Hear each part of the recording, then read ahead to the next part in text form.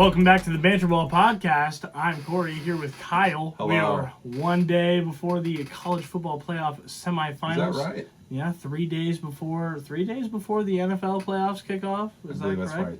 Yeah, and here we are back for season 4 of the Banter Ball Podcast. Kyle, are you excited? I could have never been more excited for anything in my life, and that's saying something after the game that we just watched. After the game we just watched, yeah. And we'll get right into that in a second. But first, let's acknowledge a couple of elephants in the room. One, LeBron. LeBron is back. LeBron is here, which means Brennan is not. He will be. He will be back, allegedly. If not, LeBron will become a permanent co-host. Absolutely, He'll be all right.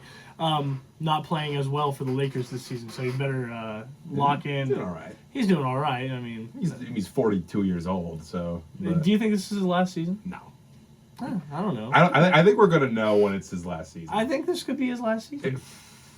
I don't know. He feels like a guy that would, if the NBA would do like a farewell tour. Yeah, kind of you would have to have. I don't know. Like, I think it's just like every other away game to be just filled. He might just give up at this point. Anyway, then the second elephant in the room is that this format is going to be a lot more relaxed, which we have done before, but we're going to be doing that for this entire season. We're going to be bringing some more, opinions and just regular discussion to your ears without our very strict format that we were rocking before. Yeah. So, with also, that in mind, hang on. This microphone doesn't work. I'm just holding it.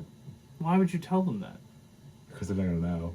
Well, I just wanted to hold the microphone. All right, sorry. Continue. All right. Well, with that in mind, let's kick it off with our headlines of the week. I mean, we had a few pretty huge moments in the past week in the sports world, especially with week 17 of is it 18? Last week was 18. 18, yes. Week 18. 17 games, week 18 weeks. I see. Well, week 18 of the NFL season concluded, and that final game, that Ravens-Steelers game, 26-24 finish, we were there.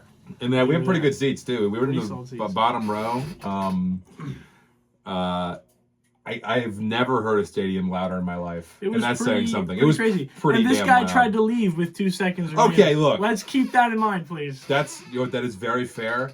I've seen so much heartbreak as a Steelers fan the last 6 years, 7 years. But there was just no point. Like there would have been no impact, even if we did lose the game. And you know what? There was no impact. There was a dad. 2 seconds before. There was a dad and kid behind us, and I felt bad after he did miss that kick that they didn't see it. That they left. They left before because he. Okay, look.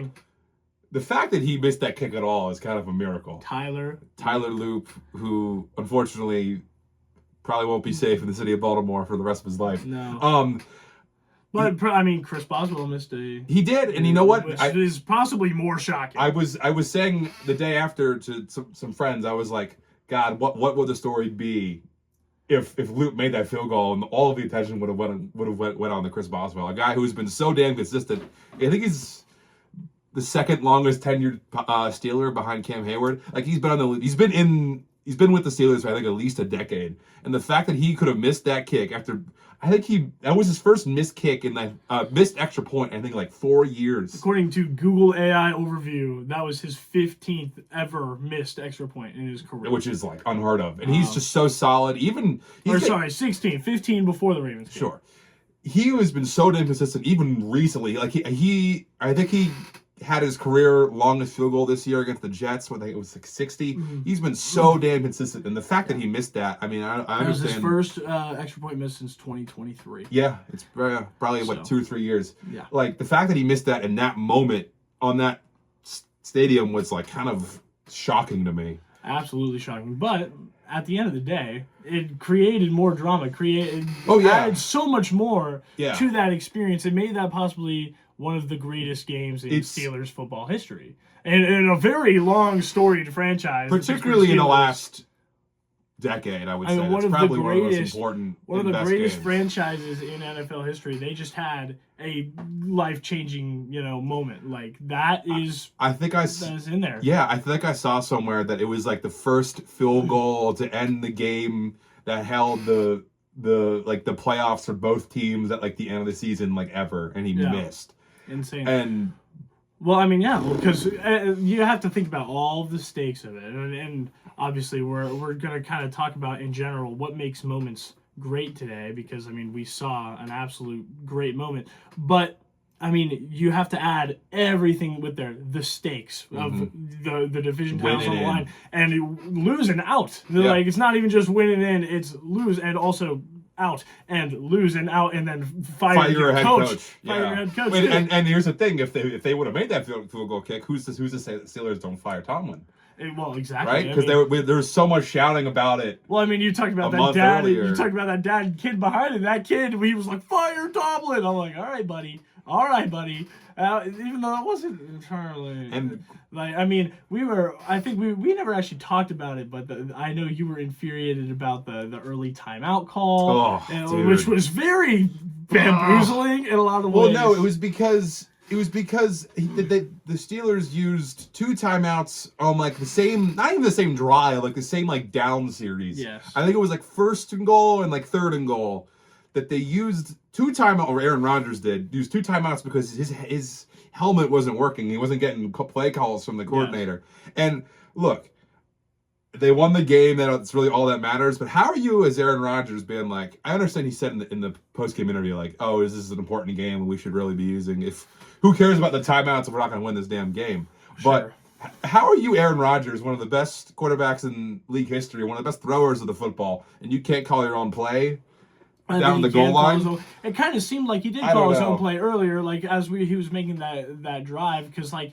That was a very quick, it was over the course of like a minute, like less than a minute, that the Steelers went down and scored. And I think he was definitely making quick decisions, but it's like, it's all about a security thing and, making sure that you don't mess that up, Because honestly, at the end of the day, he, even though that timeout call was kind of questionable, if the Steelers lose that game, they're not blaming Aaron Rodgers because he was able to get them the points they need. Yeah. They're blaming Chris Boswell. They're blaming the defense that allowed a 65-yard touchdown in the final minutes of the game. And on that 4th and 7 play, oh my God, Lamar Jackson just escaped with one. Which, can I say, look, this may be a hot take for me as a Steelers guy. I understand that they just fired John Harbaugh, and I would almost assume that most of the coordinators and coaches and everything about them are just going to change the next, a few months until the next season. If I'm Lamar Jackson, I think I need a new change of scenery. Just straight up. I'm a two-time MVP, and year in and year out, your teammates have blown you chances to win games. I mean, consistently. He played phenomenal. He played phenomenally. Phenomenal. I think he had 3 touchdowns. The one interception he had was kind of a fluke play. TJ was there to get the bounce pass or the deflected pass. Tyler Loop missing the field goal on Sunday. Mark Andrews missing the 2-point conversion where it was in his hands and there was no one near him against Buffalo last year. Zay Flowers fumbling the ball at the goal line against the Chiefs in the AFC Championship, I think 2 or 3 years ago. He's consistently put the team on his back, and he's won 2 regular season MVPs because he's one of the best regular season quarterbacks in the entire league's history. And I think he's won, 2 playoff games? I think 1 playoff game. He's won 1 against the Titans. I can't think of another one, and that was 5 years ago. And he won 1 against us. That's me blocking out the memories. I think he has 2 playoff wins. 3 against 2. The Titans, the Steelers, and I don't think so. I think AI overview is very. Lamar Jackson has a record of 3-5 in the playoffs. Well, what's the other one? The AFC wild card versus. The Houston game. But those are all home games. I guess the Titans one wasn't, but the Titans weren't that amazing that year. He's a better quarterback in 3-5 in the playoffs. Yes, he is, and that's no defense. Like, he's had some bad games in between that, but you don't win 2 MVPs and. Sure, but you also got to think. The Ravens roster building is not bad. Like that offense has just a bunch of star names. I was talking to you during the game. I was like, wow, one of the Steelers defenders just literally bounced off of Mark Andrews, tried to tackle him and fell backwards. Yeah, and then Derrick Henry is an absolute just beast of a human being. And they didn't use him enough in the second half, I thought. No, they didn't. Or at the very least, he wasn't as productive. I think he had 100-some yards in the first half, I think. Yeah. Isaiah Likely isn't nothing. That's not a bad constructed offense. And I understand it's not his fault. It's consistently the same issue. I'm not saying it's his fault at all. I'm saying it's everyone else's fault. Agree. I'm saying I understand it's not his fault, but I also feel like, you go somewhere else. What are you going to do? I don't know. You just need to change the scenery. And maybe they're going to get that now with Harbaugh gone. We'll see. Perhaps. I am really interested to see who they do get because, this is a wide open coaching kind of exchange. I think 8 teams are looking for a new head coach. Obviously, they're not going to get Harbaugh back. That would be really funny. Because I saw it was like there's six coaching vacancies and 7 teams have apparently called John Harbaugh. It's like, well, hang on, that's not how that works. So apparently, the Ravens go like, oh, we're sorry, please. No.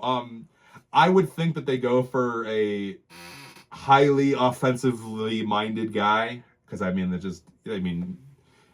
you have the opportunity to coach Lamar Jackson, I don't care if you're an offensive coordinator for like one of the top 8 teams in the league. That's a great opportunity for you to win a Super Bowl. So we'll see.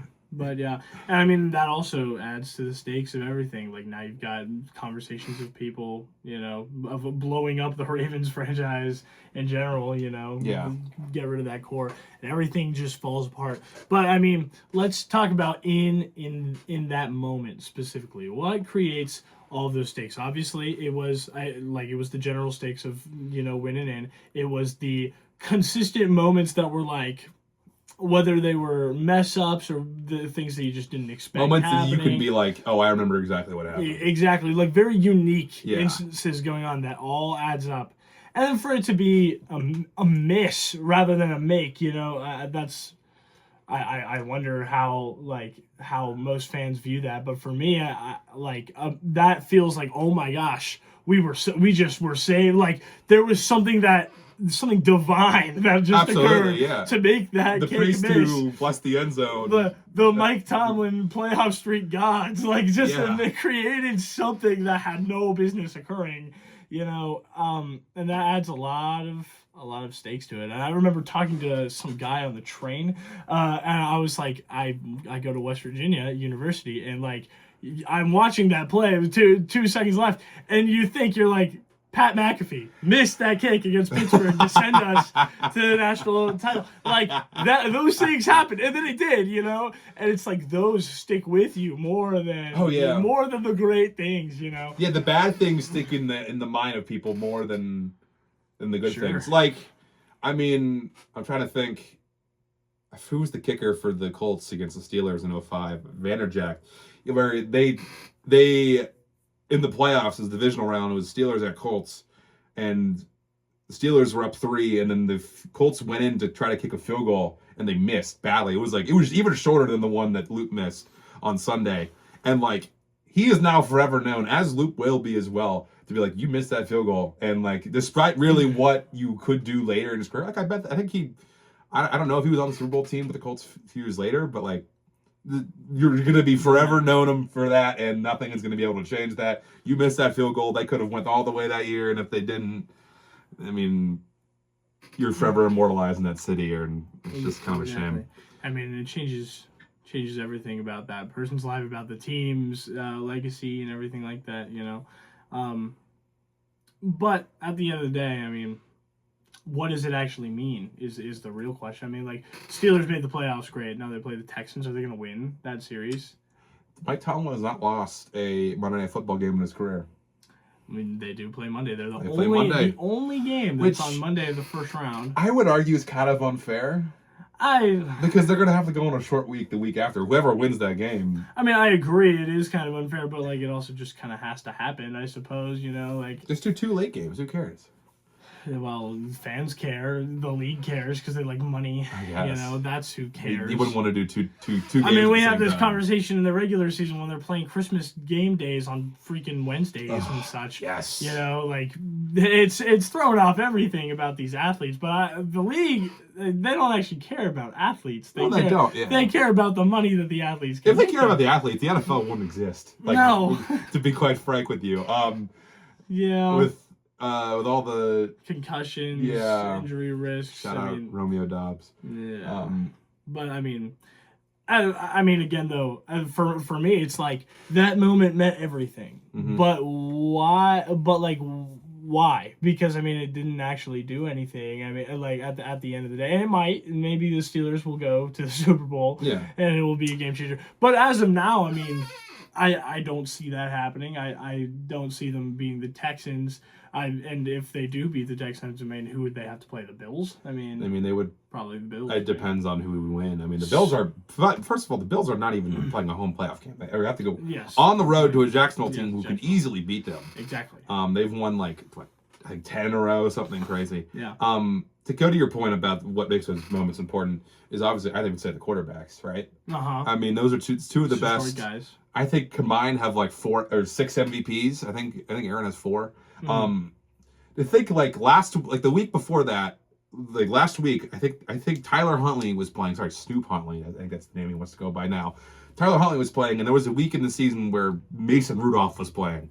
And to think about if the Steelers would have beaten the Browns the week before as well, like none of that game would not have been on Sunday night, like not even for a second, because Steelers would have already had the division. The Ravens probably wouldn't have started Lamar, even though he would have been healthy enough to play. Yeah.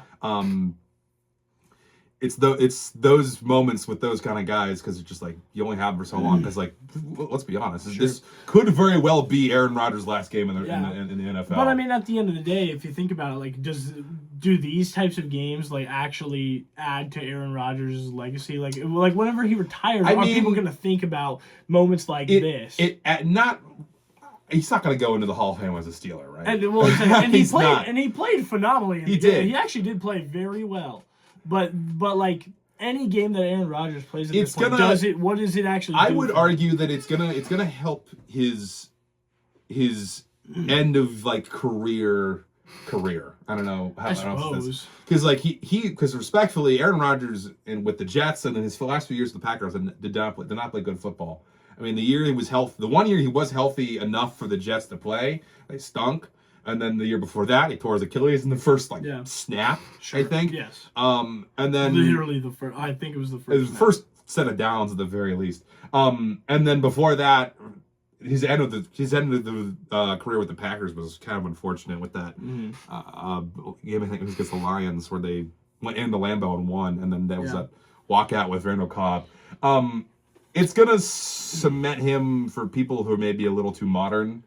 To understand how good of a quarterback Aaron Rodgers has been in his career. I feel like, I immediately, you think of this time of Aaron Rodgers' career, I feel like you naturally think of the Buccaneers era of the Tom Brady career. The difference is that Tom Brady won a Super Bowl. Won a Super Bowl with the Buccaneers. And that changed handily. everything. But if he didn't, who cares about that part of Tom Brady's career, Like, who cares that Tom Brady ever played for the Buccaneers people would be like, if they didn't win a Super Bowl? People would be like, he wasn't a homer, and then he didn't do much. Well, I mean, is that not what's happening with Aaron Rodgers? I mean, like, unless he wins a Super Bowl... I'm saying Aaron probably proved that the fact that he was able to overcome so much this season and kind of beat teams that they weren't expected to beat. Like, they weren't expected to beat the Lions. No. They weren't expected to beat the Ravens twice. No. They were expected to beat...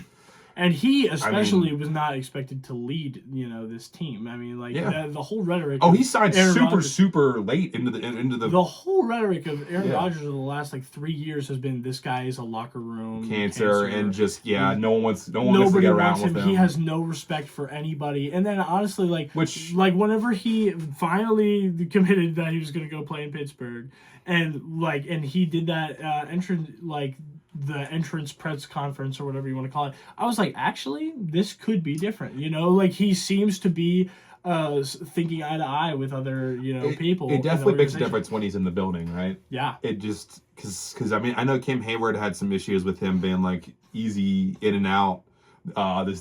Prior to fully signing, like, hey, if you want to be a Steeler, you gotta be in now, and you gotta be in for the ride. And when he finally fully was there, you could tell that the locker room really respects him, and they, I think, are really invigorated to play in this playoff game for him, for the city, because obviously they've been hearing the Bills game when they were during Renegade, which by the way was awesome. We're chanting "Fire Tomlin," like everyone was booing it. I was like, wow, this is just completely awful. And now to where they are now, you're like, okay, Aaron Rodgers has the boys moving. They're playing a tough defense, but I mean, I think Houston is a pretty similar team on paper than the Ravens. So we'll see if that kind of recipe works for them next week Sure. or Monday. But yeah, and I mean, you talk about the quarterbacks and the stakes in this one. I mean, that doesn't go away in the Houston game. I mean, C.J. Stroud is potentially the quarterback of the future. He's one of them, definitely. For sure, yeah. You know, and this Houston team is very it's very well made. They're very. Well, the defense is awesome. Yeah. So I mean, I don't know. We'll see how the game goes. I feel like it'll be kind of a nothing burger, honestly. Like the Steelers Texans game, I don't think it'll be. There's a lot of good games. I'm looking at them right now. I mean, like these all are very like interesting. You're excited story-wise about Packers Bears. Dude, that's awesome. Are you kidding? It's one of the coolest matchups that could have happened. That's so behind Ravens Steelers. That's the best rivalry in the NFL. So like that's great. And then Eagles 49ers is. There's a rematch of the NFC Championship a few years ago. Yeah. Rams Panthers. Panthers beat the Rams this year. Even though like people are like, oh, the Rams are the best team. And can I say, I think Matthew Stafford deserves the MVP. Talk about that later. Yeah. Bills and Jaguars. Again, that's a rematch of like 2017, 2018. The first year that the Bills were back in the playoffs after a while. I believe they played the Jaguars. And this is a damn good Jaguars team. So I'm very interested to see if the Bills are able to overcome a road game that's not Kansas City or Cincinnati or whoever like that. Chargers Patriots, I think that'll be interesting, but honestly, I'm so fascinated how they were able to turn around like everyone in New England that fast. Like it's incredible. You would think like, oh, they fired their first Gerard Mayo after a year. They have a good rookie quarterback, but they're probably a few steps away. Like no, and also to be fair, they played high school teams the entire year. No, literally go look at the draft order. And I think 8 of the top 11 picks they played, like in their schedule. They played the Giants, played the Jets, Dolphins, Saints. Like the entire NFC South sucked. Like, but they are still very good. I think they'll still beat the Chargers. And then who do you think? I mean, I know you talked about the opponents, but like, who do you think is to reward for the Patriots' success? Like, is it just like Drake May? Like, is he? It's the fact that the Titans even fired Mike Vrabel in whenever year they did a few years ago, I thought was a big mistake. And he is one of the easiest guys to get around from what I've seen for players, right? Just to like, and obviously he played for the Patriots, so he has that sort of underlying base stat with like the owner, I forget his name. What is his name? For New England. Oh my gosh. Why would I know the owner? He's a popular owner. Like he knows him very well, and he knows Robert Kraft. There it is. Should have known that one. Yeah, he knows the standard that New England has had, obviously, for the last like 25 years. And it helps that Drake May is pretty damn good. Yeah. And it's like not even like because their receiving core is like okay. Stephon Diggs had a 1,000-yard season, but like aside from that, not a lot of names jump out at you initially. And I think in any other year, I maybe would vote for him for MVP, but like it's too flash in the pan for me to really give him the full respect that I mean, they won like 12 straight games. Yeah. I mean, like that's a pretty flash in the pan. It's and I am interested to see. I think they will beat the Chargers, but like because I mean Justin Herbert hasn't done jack in the playoffs in his career. Do you think this is sustainable for future years? Yes, 100%. Yeah. Because I mean, talking about flash in the pan, I mean, like and I shouldn't. I agree, I understand that I shouldn't, but I think about the Lions for the past couple of years, where it's like the amount of energy that was around. Like this is the most like well built. The mindset of this team is. Yeah. I was just like, and then for them to fall apart based on it didn't help that they lost both their coordinators, right? Yes. But I understand what you're saying because I remember when the trade between the Rams and the Lions happened between Stafford and Goff. People were like, "Oh, this is the most evenly," like a year or two ago. Like this is the most even trade in NFL history. Like the Rams won a Super Bowl with Stafford, and the Lions seem to be set up for essentially the next few years. But now, I mean, Stafford potentially gonna go get win another one, and then and now you're really retrospectively looking at like Jared Goff, like, is this the guy that we can use to win a Super Bowl? Really win anything remarkable? I understand that they were a quarter away from the Super Bowl. Solid fantasy football quarterback this year. I picked him up off the waivers. I think the last 2 seasons. Unfortunately, fantasy football is not the end-all be-all. Not at all. In pro football. But the fact that it's, 2 or 3 years since that, they were like a quarter away against the 49ers, going to the Super Bowl, and then they blew it, and they've every year have gone back and back and back. Like, yeah, they had the 1 seed last year, but then they lost pretty bad to the Commanders. Now they're not even in the playoffs in the first place. You have to think about, is Jared Goff the guy we need moving forward? But I don't really know who exactly you would go and get. If anyone would be willing to trade anyone, and maybe Kyler Murray's on the move. And the rest of the Lions core. I mean, I'm not super familiar with their ages, but are they older guys? Their offensive line is getting older. They still have good skill positions, obviously, if they can keep Jahmyr Gibbs, DeAndre Swift, St. Brown. Yeah, that is older. I'm thinking of their tight end. I can't think of his name, but he's pretty good. If they can keep them for a while, I think they will be a quarterback away. It just didn't help that. I mean, so many things just didn't go their way, and the fact that they, I remember I was sitting on Christmas Day, at a family member's house and being like, I wonder what the Lions and the Vikings are doing, because I was like, okay, the Vikings are playing for their playoff lives, and if they don't win this game, they're out. They have to have beaten this game against Eric Brosmer, or whatever the hell they were playing. And they were losing pretty bad against a quarterback who I think threw under 70 yards, and they lost by 2 scores. So it's interesting to see. I have full faith in Dan Campbell, but it is interesting to see what they do after regressing these last 2 years. Gotcha.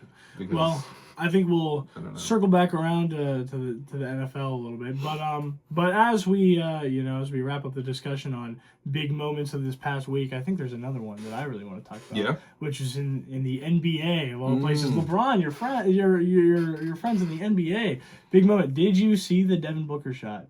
I did. Did you see that was a Devin nice Booker shot. And the Phoenix Suns are not out for the count? They became the third team, giving 6 total losses, to beat the Oklahoma City Thunder. Now, granted, Spurs are half those wins. Yeah, literally is 3. Well, how many losses? The Thunder have 6 losses. I think they have more than you think. They just lost another one. They just lost to the Hornets on Monday. What? I don't know how I didn't see that one. Wow. They lost to the Hornets on Monday. Who played, though? Everyone. Oh, wow, yeah. Everyone played. But they lost to the Hornets on Monday, which gives them 7 losses on the season. But they lost to the Blazers. They lost to the Spurs, I believe, 3 times. Then they now lost to the Suns and the Hornets. And that was a nice shot. It was an incredible shot. They lost to the T-Wolves. Yes, they did. So Thunder are, massively declining. But I mean, in that moment, massively declining, and they're still pretty easily in the 1 seed from being a 30-win team. I mean, but I mean, this was a potential, record-breaking team in terms of regular season. I mean, people were saying at the beginning of the season, they could beat the record 2016 Warriors. They could, but they're not going to now. But they have 7 losses. If they could run the table 2 more games for the entire rest of the season, they're not even halfway. Maybe. They're not even halfway done with the season yet. But so with that being said, it's kind of similar to what I was saying with the Steelers Texans talk of that game is going to kind of make the moment of the Steelers Ravens win kind of nothing if it doesn't go well for the Steelers. I feel like that's kind of the same situation for the Suns right now. I mean, that was an incredible win. Harness this, then what it's really an incredible matters. Win, but if they stay mediocre for the rest of the season and the Thunder become a 65-win team, it's okay, this wasn't what it could have been. But everything in the moment and all the press conference talk with Devin Booker afterwards of him being I live for these moments. Mm-hmm.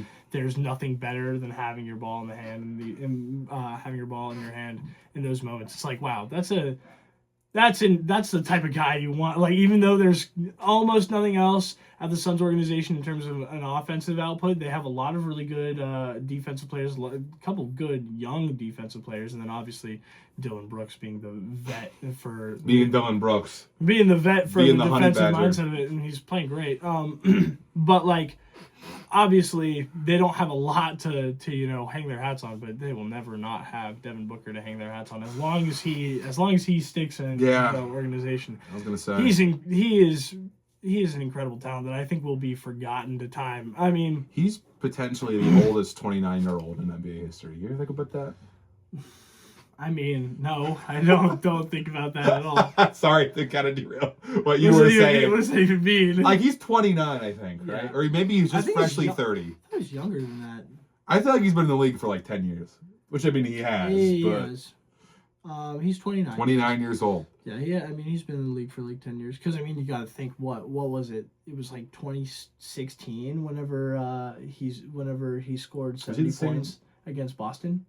Yes. I mean, it was a long time ago, but yeah, I mean, Devin Booker is an awesome talent. I mean, I compare him in some ways to Damian Lillard as being a guy who doesn't look like either of them are going to get titles right now, unless Devin Booker gets to change the scenery quicker than Dame did. Even for Dame, it didn't work. But. Well, that's my point. It took him too long. He should have gotten out of there earlier if he was gonna try to chase a title, But so neither of them are probably gonna end up with titles. But both of them have just like an insane kind of clutch gene to them. You have such an insane respect for them as a player, right? Exactly. To just stick it out. Same with the Chris Pauls of the world. Even though Chris Paul is annoying, but he is annoying. Hey, that's like part of his brand, though. Yeah, exactly, right? That's kind of the point. You don't get Chris Paul without the annoying. Yeah, exactly. Which. I think he's kind of... It's the same as the Carmelo Anthonys of the world, Yeah, but I think both those men have kind of deserved the right to be kind of annoying. Is that... You understand what I'm saying? Yeah, they've been in the NBA for like 15 plus years. They didn't win a title, so they're kind of bitter about it. Well, I mean, that's how you view James Harden probably, but people consider James Harden as more of a diva. They don't like him as much. He's earned it too. Well, because I can't think of a time that either Carmelo Anthony or Chris Paul ever asked out of might be my NBA-ness. Out of an organization? Yeah. Oh, what? At least to the level that I've seen James Harden do it. Well, sure, but I mean, what do you mean? I mean, the Carmelo Anthony Nuggets to Knicks. I mean, I guess, yeah. He was, and then he requested a trade out of the Knicks and had a no trade clause, and then went to the Thunder to team up with Paul George and Russell Westbrook, and that team was a disaster. Yeah. Disaster. And then whenever he was bouncing around the league, I think he played for the. Yeah, and then he was bouncing around the league after that. He ended up on the Rockets with his friend Chris Paul, and he was being super entitled there, and so then they got rid of him, and then he eventually went to Portland, got his mindset a little bit better, and he was playing good again, but that was kind of... Did he win a chip with the Lakers in 20, or am I looking that up? No, he did not. He went to the Lakers after that. So... Carmelo Anthony is definitely a person that has, been a problem. But then Chris Paul, same thing. I mean, Chris Paul is... But he's Chris Paul. I feel like there's a different characterization of Chris Paul with James Harden. I don't know about that. I mean, let's talk about the on-the-court impact. It's very similar for both. I mean, that one season, talk about flash in the pan. That one season with the Thunder, that Chris Paul just led a team of almost entirely rookies and G League players to the 5 seed in the playoffs, a 7-game series against the Rockets. But and so you have things like that, and then you have things like James Harden doing the same thing with Philly and the Clippers. They're just impactful players. That's what they do. And then James Harden has had significantly better individual seasons than almost anyone in the league. I would agree with that. Yeah, so, but I mean, I don't know why we're talking about James Harden now, but I maybe would say when everything is said and done between both of their careers, James Harden and Chris Paul, who do you think of more as the maybe not efficient player, but more willing player? I would say Chris Paul. What do you mean willing player? Willing to do whatever? Yeah. I mean, I suppose Chris Paul, but impact, I mean... Impact is different, yeah. True stats and everything. I mean, if you're a statistician, then it's James Harden. James Harden, I understand that. Absolutely. And he never gets the respect that he does. And Chris Paul, he falls in playoff games too. I mean, sure. Yeah. I mean, he's been in the finals. That's the one thing that he has. Unlike James Harden. That's the one thing that he has. But, like, people are they scrutinize James Harden for his playoff play, like, way too much, you know? Like, it's like, I understand. I think you want a guy like James there's Harden. a certain expectation Like, for a guy like James if- Harden. if- When you a talk guy about him, 60-point triple doubles in a season, you want to see him do something like that in the playoffs too. And I understand that, but like that's why I would maybe allude this to the NFL. That's why standard. there's so much scrutiny with Lamar Jackson, is that he has 2 MVPs, all these fantastic games. But the conversation with Lamar Jackson is that it's not his fault. I mean, we just talked about that, and I feel like a lot of people agree with that. That like he needs to get out. I mean, he gets more of the Damian Lillard story of like, you know, he's stuck with the Ravens for this long, and he's had multiple MVP seasons, and he's, you know, but like he needs to get out, and that's I don't know. It's all a matter of perspective. It's all a matter of like, you know, individual respect for players. You know, I think James Harden has lost a lot of respect from like even from when he was in Houston. I mean, like he's constantly been a person to look at, kind of like Aaron Rodgers over the last few years, kind of a person to look at and be like, wow. He's done great things, but this is what like, is he at now? Are you actually supporting them for who they are as people? Mm-hmm. So it's a complicated conversation. But anyway, yeah, that's a huge moment in the NBA this week. And then also we had both of the All-Star returns came out, which are LeBron. What are you doing, buddy? Is he not on him? He's on the top 10, but he's not top 5, not number 1. You're not going to get voted in as a starter by the fans. What the heck, LeBron? LeBron. I mean, his teammate Luka Doncic is the number 1 highest vote getter. I wouldn't doubt that. Well, because I mean, he's got the European fans, and he's a Laker now. Yeah, that's just. I mean, and the Laker impact is huge. Yeah. Trust me on that, because he hit top 10, and then the first returns, Austin Reeves was number 10. Austin Reeves is having a great season. He is, but Austin Reeves, But yeah. I mean, is he even playing every game? I mean, I'm pretty sure he's been injured. Like, yeah, he's been injured for like half the games, but he is averaging 26, which is pretty awesome. Yeah, for Austin Reeves for a white boy from America, that's pretty good. Definitely playing very well. Yeah. But yeah, I don't know what to think about those All-Star returns in general. But especially since, you know, like KD and LeBron were both like 7 and 8 or whatever in the Western Conference votes, and then Denny Avdia from Israeli, you know, and he's having a great season. He should be an All-Star. He has more votes than both of them. It's like, that's kind of brutal. It's kind of brutal. Tyrese Maxey in the East is just getting the most votes. Like he's not the most votes in the East, but he's VJ like getting number 2. votes? VJ has come now. No. I mean, he's getting votes, not in the top Nah, 10. I'm just saying, like NBA All-Star returns. I mean, we can look at it right now. I'd be surprised if VJ wasn't on there. All right, so top 20. He's not in the VJ top 20? VJ Edgecombe is not. That's in the top, crazy. That seems not strange to in the me. top 20. But yeah, Tyrese Maxey 3rd overall. He was 2nd in the first returns, and then Brunson passed him. But yeah, I mean, this kind of means nothing, though. I mean, like, the NBA All-Star Game is continuously becoming less and less. Every All-Star game Did is you- becoming kind of less and less. Well, I mean, I also feel like the way that the NBA is trying to change the formats and stuff, it just never seems to work at all with anything, you know. Because right now they're rocking a two American team and a European team. That'd be cool. That's what they're doing. That's actually so sick.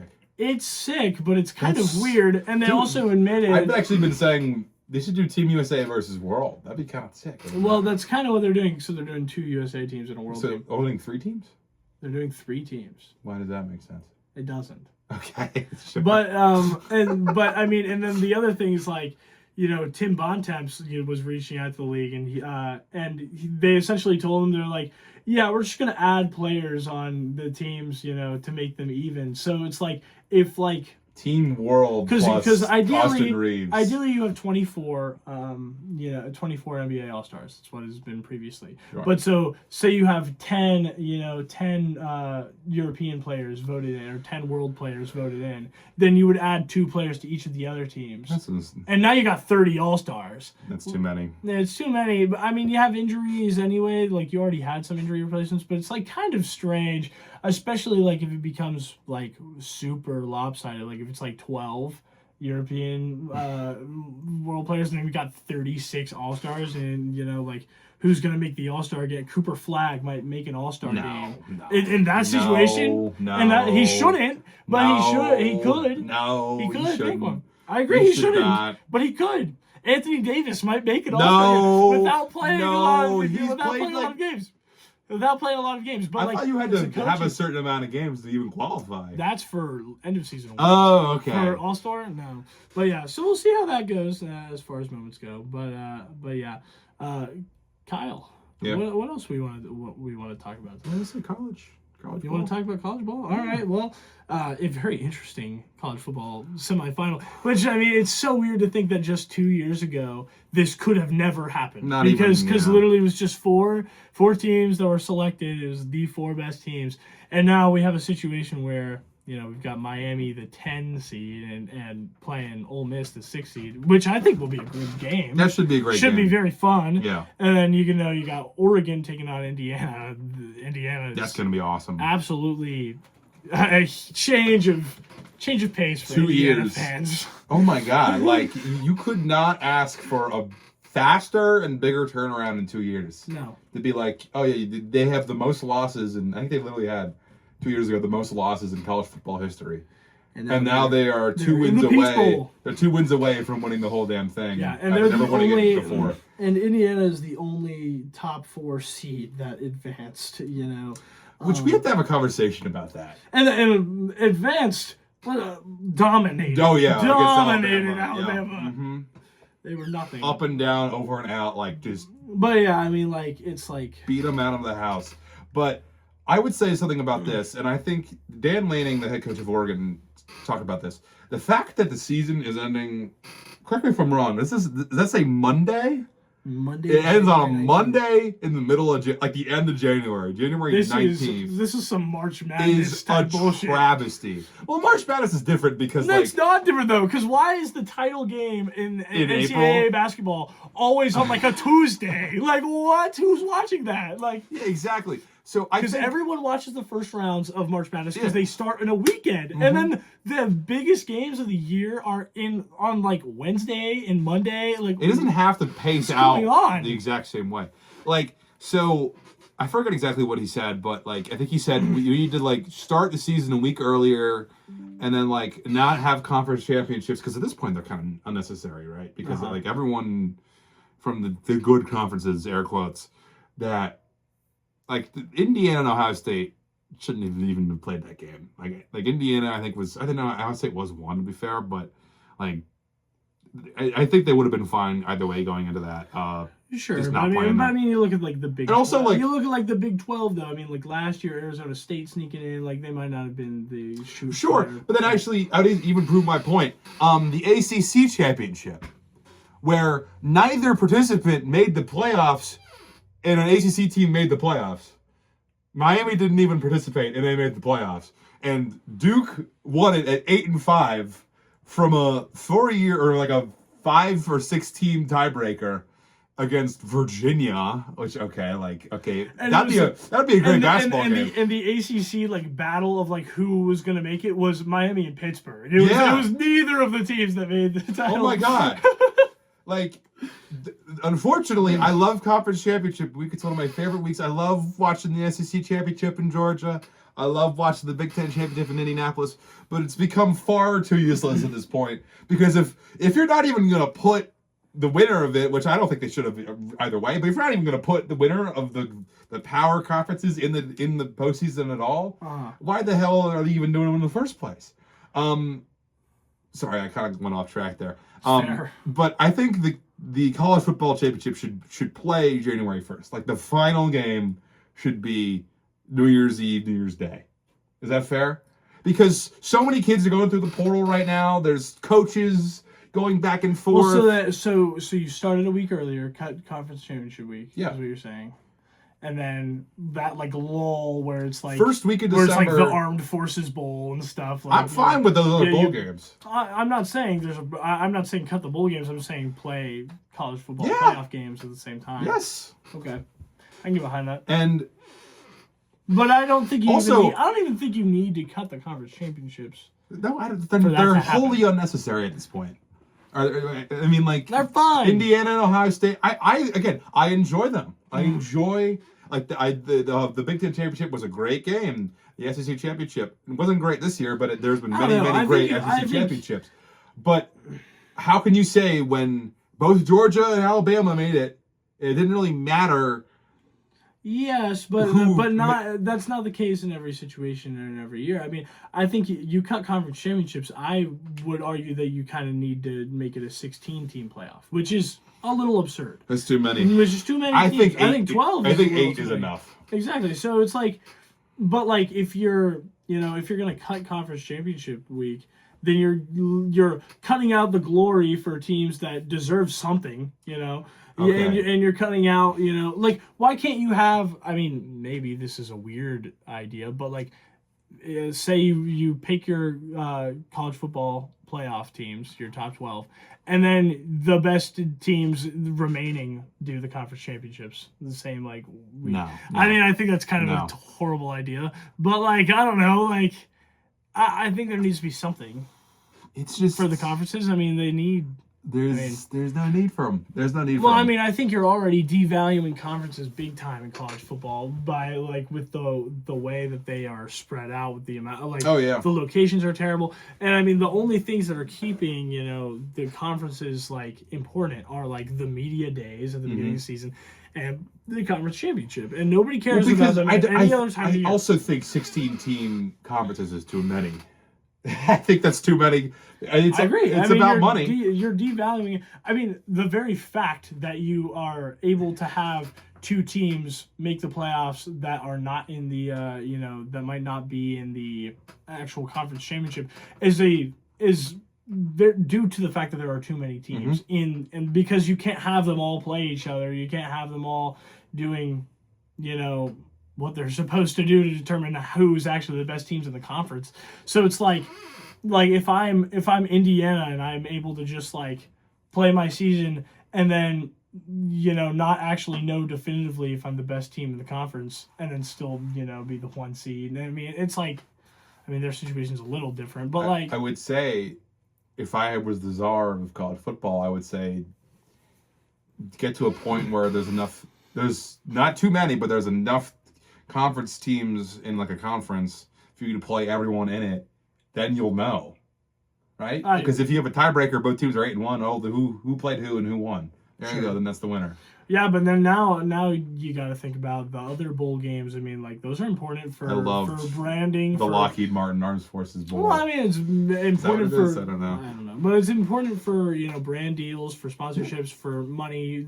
Everyone's gonna watch college football regardless of what the games is. So like those bowl games are important. So if you're cutting out the not like that 3-game slate of non-conference games, then a lot of big like Power 5 programs are going to have are not going to make that 6-game requirement for bowl games. What do you mean? They're not going to win enough games if they have to play more conference games. I mean, we saw what they had to do to get what's their name in the bowl game, because so many teams are already quitting, which I think is kind of bull crap. If you're already of a certain standard, I think you should play. I don't care if your coaches are moving or players are moving. Again, another reason why the season should end on January 1st and then the transfer portal should open. Yeah. Well, I mean, you can just have the transfer portal open after whatever day you want to do it. I mean, if you want the season to end on January 19th, don't open the portal until after. On a Monday, by the way. On a Monday. I know. On a Monday. I know. When everyone's working or is going to go to work the day after. Hey, let's host the best college football game in the season. Let's do it on a Monday. Well, so with that being said, as we wrap up here, because this has been an almost hour-long podcast, let's wrap up here with some predictions. Okay. Who's gonna win? Who's gonna win the title? Of college, I'm gonna say Miami beats Old Miss. I'm gonna say it's hard to go off of Indiana over Oregon, particularly because they went into Oregon and beat them this year. And Miami and Indiana in the finals is just. If you would have told me that this season, I thought I would have smacked you across the head thinking that you're on some sort of drug. Over Miami and Indiana, I would say I would... Because I really liked how Miami played against Ohio State.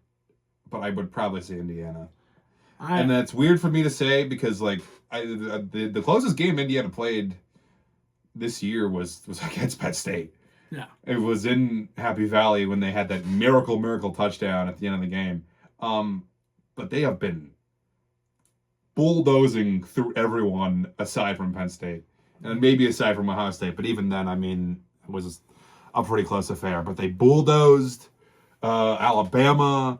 Here, let me look at their schedule. They played a very, very good against Oregon. They bulldozed Michigan State, bulldozed Maryland, bulldozed Wisconsin, bulldozed Purdue. Like, honestly, they didn't play. They bulldozed Indiana. That was like a top 10 No, I think it's pretty obvious game at that point. I think it's pretty obvious that Indiana is going to make the championship game. I mean, I don't see Oregon coming off of a very boring game against Texas Tech. I don't see them having the energy to beat like I like their head offensive coach. powerhouse. Yeah. But it's just Indiana's just too well built as a team. Their offense is has the ability, and it's not always, but it has the ability to be just absolutely dominant. Just go on a roll. Absolutely dominant. Boom, boom, boom. And I mean, touchdown. Oregon is not built for that. Oregon's defense is built to stop that, but they're not built to match it offensively. So I definitely take Indiana over Oregon, and then I take Ole Miss over Miami because I think Ole Miss conference, Ole Miss is like always slept on. I mean, the last two seasons and last season they kind of blew it a little bit. They lost a couple of big games whenever they were like a top 5 team in the nation. But this season, I think Ole Miss has earned the right. I think it's Ole Miss, Indiana in the championship. And I think just as luck would have it, because Indiana is like not a historically good football team, I take Ole Miss. Really? The only reason why I wouldn't take Ole Miss against Miami is that they're still not. They have a head coach, but their head coach is not the one they had to start the season. And I understand they just beat Georgia. Yeah, I was going to say they just beat Georgia. Well, and they just beat Tulane, which whatever. I love you, Tulane, but come on. But they did. That was a good game by Chambliss. I thought really the offense stayed blow to blow, that Georgia would typically go on a run and just kind of leave the other team behind. But I can't say I trust Mario Cristobal with Miami in this position more than I don't even know what their head coach's name is. If you want to look it up for me, Ole Miss's current one. I mean. He seems to be Pete Golding. Good for you, man. My man, Pete. I just don't see how former inside linebackers coach at Ole Miss. Yeah, now current full head coach. Yes. He did a good job against Georgia, a team that they lost to actually in the beginning of the season. But I just think that Mario Cristobal has the boys in Miami rolling, so that's why I chose them to go against Indiana. But I think Indiana's going to beat them still. We'll see.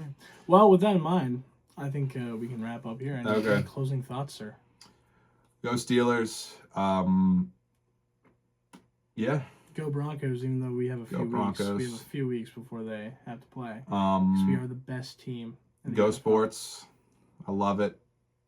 Go Sports. Bannerball is back. We'll see you next week. Probably, I don't know what days of the week we're going to do this. What's happening? I'm giving LeBron James sorry. Crazy. I don't know what days of the week we're officially going to do this, but this episode's probably going to come out on Friday as usual. Even though we just talked about the college football semifinal, which is tomorrow. So maybe I don't think it's tomorrow. I think you got that wrong. It totally is Yeah. Friday. That's in Oregon, Indiana. Miami plays tomorrow. Ew, that's weird. Yeah, Miami, Ole Miss plays tomorrow. So yeah, with that in mind, maybe we'll post earlier. But Banter Ball is back. New format, new ideas. We're ready to go. And you know where to find us as always on Instagram. TikTok, YouTube, iHeartRadio, Apple Podcasts, Spotify Podcast, and what's our favorite one? LinkedIn. LinkedIn is our favorite one. So we will see you guys Trying to get to 100 follows by the end. on LinkedIn. Well, we will see you guys next time.